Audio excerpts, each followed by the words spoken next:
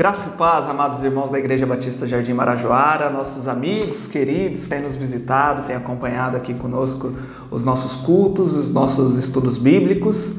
E hoje eu quero te convidar a acompanhar conosco o nosso estudo bíblico de hoje.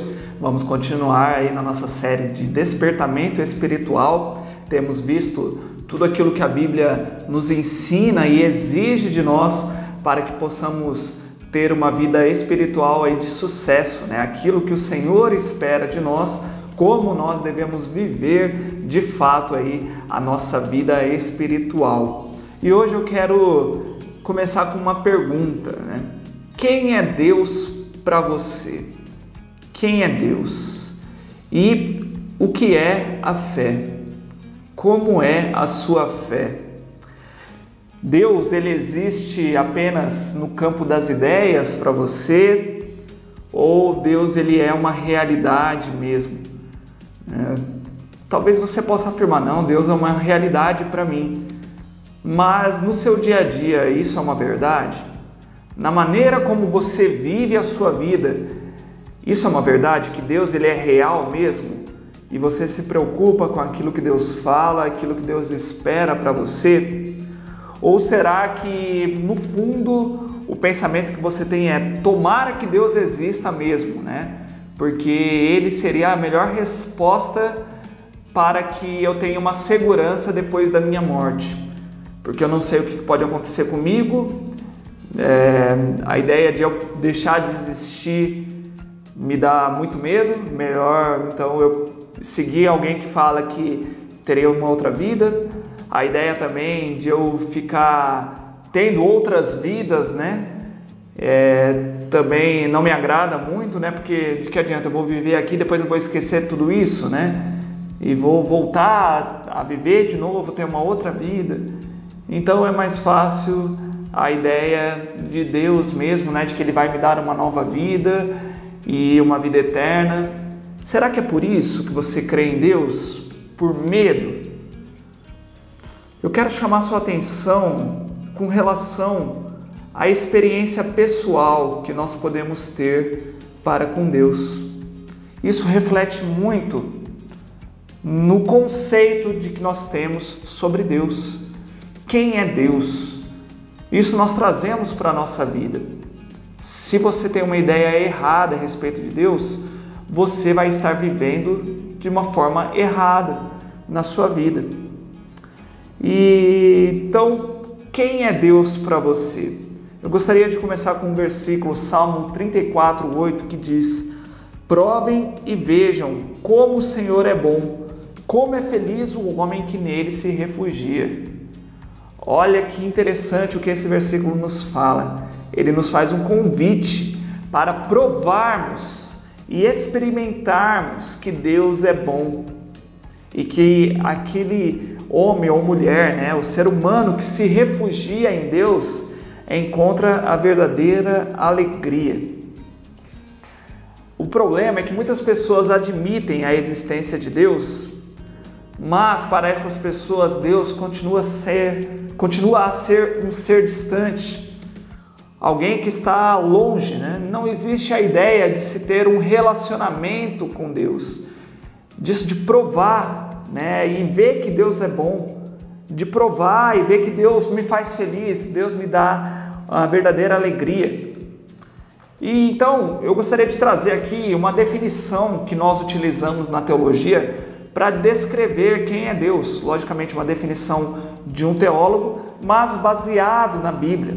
Tudo aquilo que nós estudamos na Bíblia, né, lógico, nós somos seres pequenos, seres finitos, né, limitados, e não temos condições de descrever realmente quem Deus é, porque Deus ele é infinito, nós passaremos a eternidade conhecendo a Deus.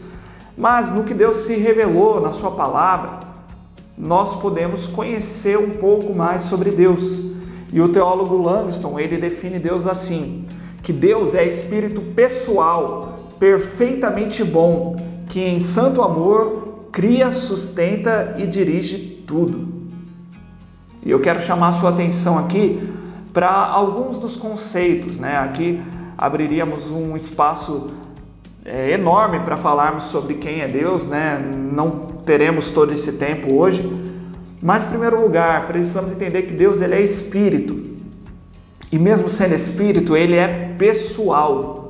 Ou seja, é um espírito que pensa, que tem sentimentos, que fala, que se comunica e que se relaciona. Ele se relaciona, né? Muitas pessoas imaginam Deus, tudo bem, ele é espírito, mas é um espírito distante, né? Ele criou tudo isso aqui, mas ele não se comunica, ele não fala. É aquele sentimento que as pessoas falam assim da natureza, né? Sabe aquela ideia de mãe natureza? Que tá ali, mas não fala nada, não se comunica, né? Fica aquela coisa muito abstrata, né? Mas não, Deus ele se relaciona, Deus ele se comunica, Deus ele nos deu também a capacidade de nos comunicarmos para termos esse relacionamento com Ele. Então, Ele não é um ser distante. A Bíblia ela está cheia de passagens que nos ensina isso e nos convida também, né, para termos esse relacionamento com Ele, de proximidade, não de distância. Olha só, Jesus Cristo, quando Ele nos ensina a orar, Ele logo de cara nos ensina a chamarmos Deus de Pai.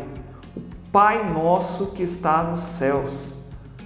Você quer um relacionamento maior do que esse, né? De familiaridade, de amor, de um pai para com o seu filho? Nós podemos chamar Deus de Pai. E isso é maravilhoso. João 10:27 diz: as minhas ovelhas ouvem a minha voz, eu as conheço e elas me seguem. Mateus 5:8, bem-aventurados os puros de coração, pois verão a Deus. Olha que lindo isso, poucos versículos que nós lemos aqui, mas nós já vimos que Ele é Pai, que Ele fala conosco, Ele nos chama, nós podemos ouvir a Sua voz, que nós poderemos ver a Deus. Olha, e sermos felizes, né? Sermos bem-aventurados. Olha quanta promessa boa para aqueles que se aproximam de Deus, para aqueles que desenvolvem um relacionamento com Ele. Então, por que muitos não conhecem a Deus? Por que muitos não têm uma noção correta a respeito de Deus? Em primeiro lugar, porque muitas pessoas não foram salvas. Somente aqueles que foram salvos poderão, então, ter esse relacionamento com Deus, poderão conhecer a Deus. Apenas um coração regenerado poderá ser habitado pelo Espírito Santo. E o Espírito Santo é o próprio Deus que vem habitar conosco e nos capacita então a ter esse relacionamento com Deus Pai e Deus Filho. E nós temos então esse relacionamento com Deus Trino, né? Então é necessário nascer de novo, é necessário ser lavado pelo sangue de Jesus Cristo, nos arrependermos dos nossos pecados e termos a Jesus como Senhor e Salvador das nossas vidas, para então conhecermos a Deus. E um outro ponto que poderíamos nos questionar aqui é: por que muitos cristãos que dizem ser salvos não experimentam isso e conhecem muito pouco a respeito de Deus nesse âmbito aí de ter uma experiência pessoal com Deus? A resposta que eu posso dar é falta de fé. Se são salvos mesmo, é porque não desenvolveram a sua fé e, como consequência, mantém uma atenção dividida aqui, né? Olha para Deus, mas também está olhando para o mundo, está olhando, né, para a sua própria vida, para os seus próprios interesses, para a sua própria sobrevivência, né? Está preocupado com muito mais questões terrenas e humanas do que olhando para Deus através dos olhos da fé. Não está vivendo aqui nessa terra como Deus quer que você viva. Para agradarmos a Deus e para nos aproximarmos de Deus, precisamos ter fé, precisamos crer nele. Hebreus 11:6 diz: sem fé é impossível agradar a Deus, pois quem dele se aproxima precisa crer que ele existe e que recompensa aqueles que o buscam. Então, meus irmãos, nós precisamos aprender a retirar os nossos olhos daqui deste mundo, das coisas visíveis, e pedir para Deus nos ajudar a ter os nossos olhos espirituais abertos, através da fé, para que possamos enxergar a Deus aqui na nossa vida, viver como Deus quer que nós vivamos, e aí poderemos enxergar todas as situações aqui da nossa vida com outros olhos, através desses óculos aí da fé, né? Poderemos então viver dessa forma. Olha bem, quando você vive aqui olhando apenas para aquilo que é visível, você corre o sério risco de pecar em várias áreas da sua vida. Por exemplo, muitas pessoas querem ser valorizadas, e quando olham apenas para o visível, elas vão acabar brigando com várias pessoas em busca de reconhecimento e de valorização. Mas quando você olha para as mesmas situações com os olhos espirituais, você vai ver que Deus já te valorizou com muito mais do que você merecia, pois o Filho de Deus veio a esse mundo, morreu para pagar o preço pelos seus pecados. O próprio Deus vem habitar em você através do Espírito Santo, vem te capacitar, vem te sustentar, vem cuidar de você. Isso é um valor indescritível, muito mais do que nós merecemos. E aí nós não precisamos ficar brigando com as outras pessoas porque somos valorizados ou não somos. Quando nós olhamos apenas para o visível, nós corremos o risco de fazer tudo aquilo que é possível para garantir o nosso sustento. Não é verdade? No mundo corporativo, no mundo das profissões, quantas pessoas puxam os tapetes, né, uma das outras, querem brigar, querem bajular, né, os chefes, os líderes, apenas para crescer, fazem tudo aquilo que é errado para poder garantir o seu sustento.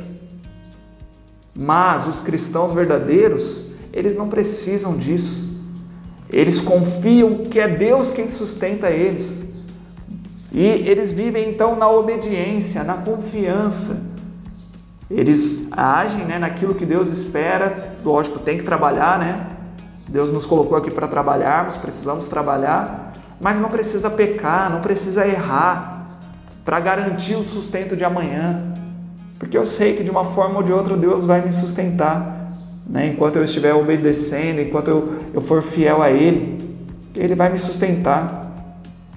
Quando nós olhamos para o visível, nós achamos que são os nossos próprios esforços que vão controlar tudo aqui na nossa vida, que vão garantir o nosso futuro.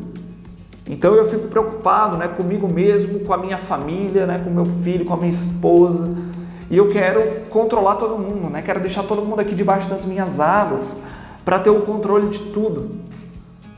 E isso nos dá ansiedade, nos dá medo do que pode acontecer com as outras pessoas.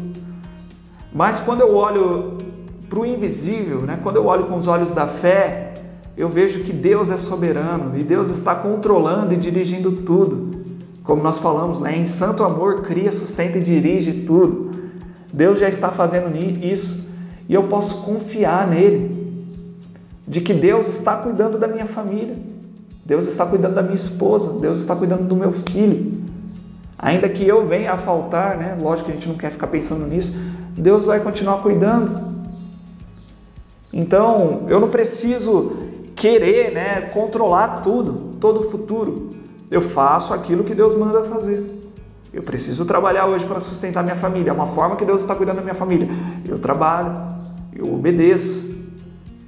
Mas eu não preciso me preocupar em excesso, porque eu sei que, acima de tudo, Deus está cuidando de todos. E eu não preciso ficar ansioso com relação ao dia de amanhã. Eu faço aquilo que Ele manda, mas o futuro não está nas minhas mãos, o futuro está nas mãos dEle. Então, a pergunta que eu faço é: a maneira como você vive o dia de hoje demonstra que você conhece e crê no Deus que está revelado aqui na Bíblia? Ou você vive de outra forma? Você apenas crê, mas Deus é um ser distante e você não precisa viver obedecendo a esse Deus aqui. Você não precisa ter fé na sua vida. Você não precisa provar e ver como Ele é bom. Aí eu te chamo a tua atenção, né? Será que você é verdadeiramente salvo para estar pensando dessa forma? Será que você confiou mesmo a sua vida e Jesus Cristo é o Senhor da sua vida verdadeiramente? Se houver alguma dúvida nesse sentido com você, eu quero te convidar a orar, confessar esse pecado diante do Senhor e pedir para que Ele mude a sua vida. E se você tem vivido ali, né, um pé aqui, outro ali, peça ajuda ao Senhor para que Ele abra os seus olhos, para que você possa viver pela fé, para que você possa experimentar a presença do Senhor em todas as áreas da sua vida, para que você possa enxergar como Deus está atuando em todas as áreas, para que você possa provar e ver que o Senhor é bom. Então, a pergunta que eu te faço é, algumas perguntas, né? Quem é Deus? Você vive como um verdadeiro servo desse Deus? E quem dirige a Kombi da sua vida, né? Eu e alguns amigos, a gente brinca assim, né? Quem está dirigindo essa Kombi? Quem está dirigindo a sua vida? É você mesmo ou é Deus? Se você quer viver uma vida de renovação espiritual, um despertamento espiritual, você precisa crucificar o seu próprio eu, deixar o seu eu lá na cruz, tomar a sua cruz e seguir a Cristo. Seguir a Cristo. Não é Jesus te seguir, mas você seguir a Ele. Ele é o Mestre, Ele é o Senhor. E eu quero te convidar a experimentar uma nova vida, onde Deus está controlando tudo, onde você possa provar e ver que Deus é bom. Amém? Que Deus te abençoe. Eu te espero aqui no próximo estudo, onde nós vamos falar sobre a presença de Deus. Vai ser um estudo maravilhoso também para as nossas vidas. E também aqueles que puderem estar aqui no culto, domingo, 10 horas da manhã, teremos o culto presencial aqui, venha com a sua máscara. Se não puder, domingo também, 6 horas da tarde, teremos aqui no nosso canal do YouTube a divulgação desse culto que foi presencialmente gravado às 10 horas da manhã. Tá bom? Que Deus te abençoe. Tenha uma excelente semana.